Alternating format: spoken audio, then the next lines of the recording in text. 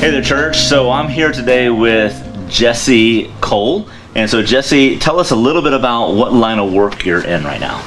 I am a homeschooling mom Very good. of 3 boys. What kind of challenges do you face on a daily basis? Our biggest challenge is probably that there's only one of me and 3 of them.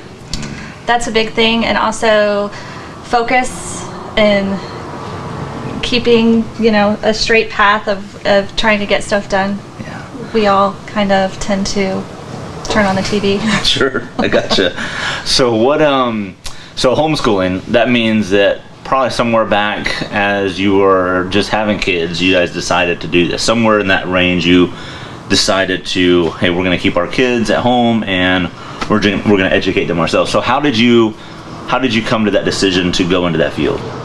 Well, it kind of all started. We joined a church in the planning stages. We actually joined a life group, a connection group. Yeah. And it was a very, very small church. So it was my husband and I, and then 2 other couples.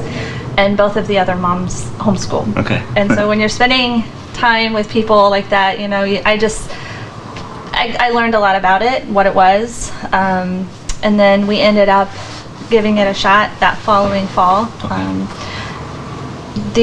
The biggest reason, so at the time, my oldest was in 3rd grade. And my middle son was in kindergarten, and they went to the public school. We even bought a house right beside the school because, right. Yes. So we decided to homeschool that fall, and my middle son in Indiana at the time, kindergarten was only half day. Oh, okay. And he still wasn't able to ever complete any assignment ever. Mm-hmm. And the teacher, had talked to me on multiple occasions about it, and they did some testing at the school, and then we went to the doctor, and he was diagnosed pretty early with ADHD. Mm-hmm. And we knew we didn't want to medicate him for it, so we felt that at the time just bringing him home would be the best option so that he could just do school as he needed it Sure. to be. Sure. And not in a classroom with 25 other kids. Yeah, So. No doubt. That's awesome. So as you think about your decision in going into homeschooling, do you have any regrets, or is it full on you love what you do and things like that? I mean, every year, I'm not gonna lie, every year I probably think, holy cow, I can't do this anymore, somebody's gonna die, Sure. We're gonna put him back in school. And then, it's just a moment that I'm having. Sure. And it never actually happens. But I would say that we have done so many different kinds of homeschooling, and I like to change things up constantly. Yeah. So that's helped. We've done it where, I'm doing it completely at home with all the kids, which is what we're doing now. Mm-hmm. But then we also tried a co-op with just friends where we were getting together just to do like some fun classes. Uh-huh. Yeah. I sent them to one place where they would go for whatever classes we signed them up for, Right. and I didn't stay. Okay. Yeah. And then for the last 3 years, we actually were part of a parent-led co-op, Okay. which was by far a game changer for us. Yeah. Just because I didn't realize until I joined, it was called In Grace Homeschool Co-op. I didn't realize it until we joined how much I needed it. I needed the community of other women, and there were women there who would have college-age kids, and it's nice to see, Yeah. they didn't screw their kids We up. can make it. Yeah. Yeah. Yeah. That's really good. So that was huge for us. Sure.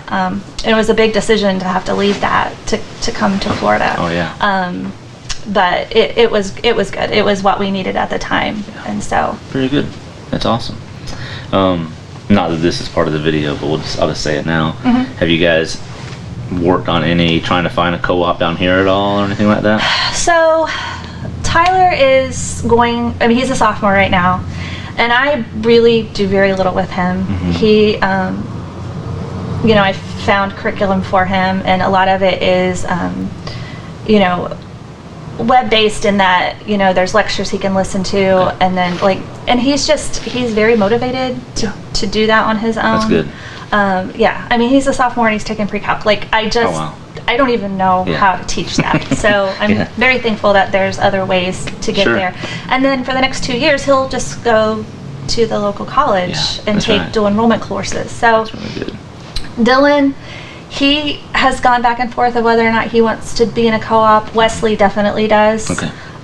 So we've looked around a little bit. I have looked around a little bit. I actually have an appointment to go and visit one in a couple weeks just to see what if it's it's like, a good fit. Yeah.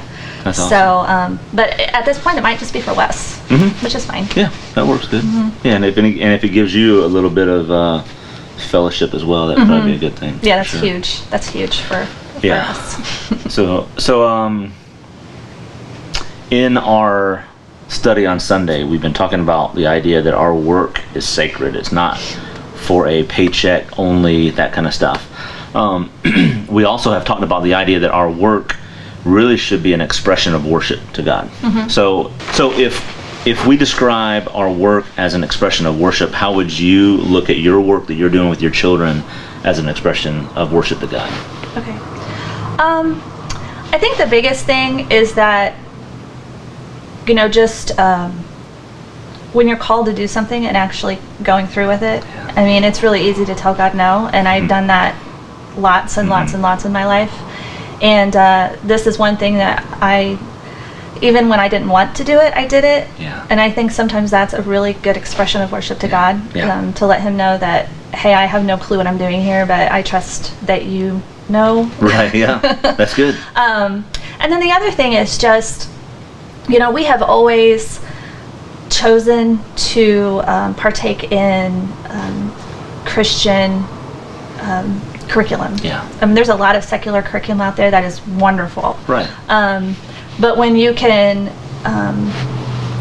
when you can study world history, and it doesn't start with, a typical world history class, when it starts with the creation story, that's a pretty cool thing for us. Yeah, no doubt. So yeah, I think that those are the two biggest things, and then just the fact that, I always tell my kids that homeschooling wasn't always my first choice. I went to college, I got a degree, I could be out making money. Sure. And then when I say that, they usually say, well, that's not our choice either, but that's right. They're just teenagers. But I think that's really true, that you're doing something and your willingness to teach is a sacrifice, because you've given time to learn and study, and you could have a career that's in some other field, but you choose to do this, and that is an expression of worship, so that's good. It's usually just when I'm feeling really selfish. Sure. Having a little pity party. Want to make them feel bad, like, I'm doing this. So one of the things we talk about in work and our vocation and things like that is this idea that we believe that biblically our work not only is an expression of worship, but also biblically that our work should be done as a ministry. And so we like to define ministry as meeting a need with love. And so that need might be a lot of different things. So how do you look at your job raising your kids and educating your kids as a ministry?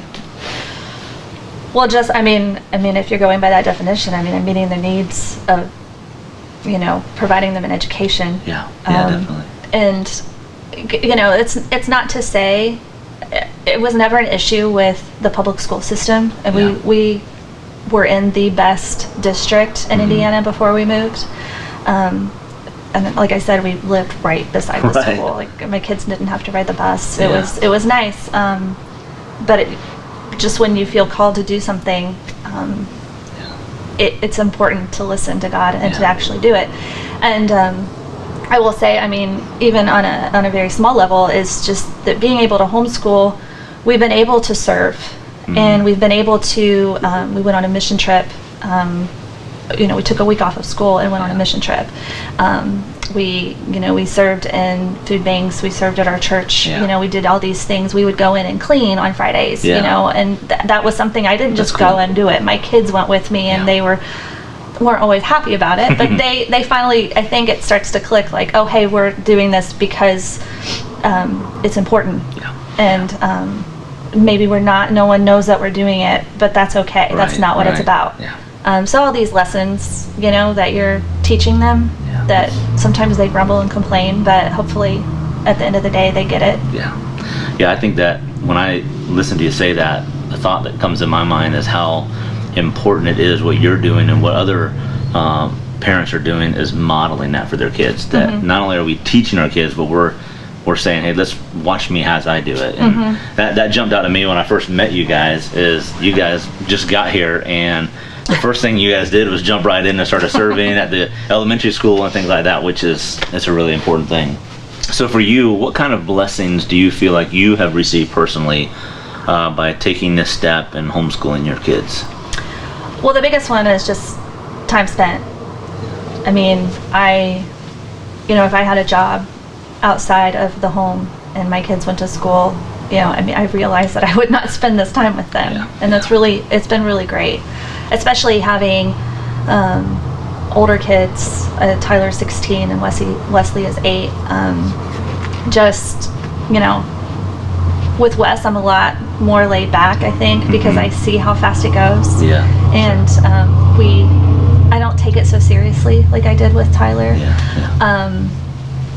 But besides that, just the relationships that I've made with other women, especially who get it and who have done the same thing.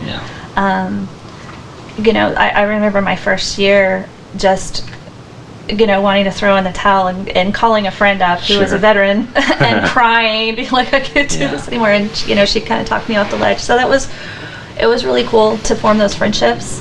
One of the biggest things was that I had my best friend growing up was a single mom, and she really wanted to also homeschool her kids, but she had to work. Right. And she only had to work part-time, so I was able to homeschool her son while she went to work those couple of days. Yeah, that's awesome. And so, I mean, her sons are now, like other kids of mine, and so just those relationships, it's just really great to be able to do life like that together. That is really cool. So the blessings not just for your family, but for extended family. So as we deal with work, and especially in your line of work, dealing with your family and raising your kids and educating your kids, what does your prayer life look like as you prepare for your week or your day with your kids? What does it look like for you?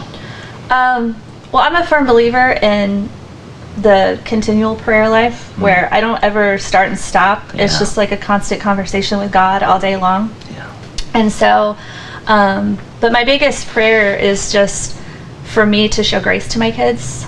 When you're dealing, especially with a child who has ADHD, or any other, kind of attention problems, or, whether you have a child that has special needs or whatever, it's really easy to forget that they're dealing with something. And that's kind of been my biggest struggle. But at the same time, it's just been really cool to see how God has grown me and understanding where He's coming from. And I pray throughout the day for that.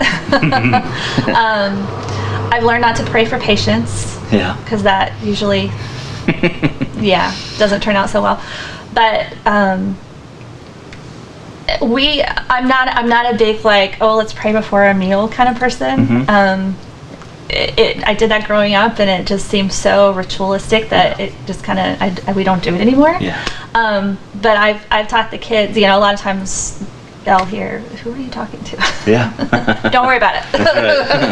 That's good. That is really cool. So they see that implemented throughout the day. It's not. I love that idea that it isn't just you pray before or pray after. It's this continual relationship and seeking God's guidance. Especially when I'm driving. Because the people beside me probably think I'm crazy, but that's awesome. I'm always moving my lips. Very cool.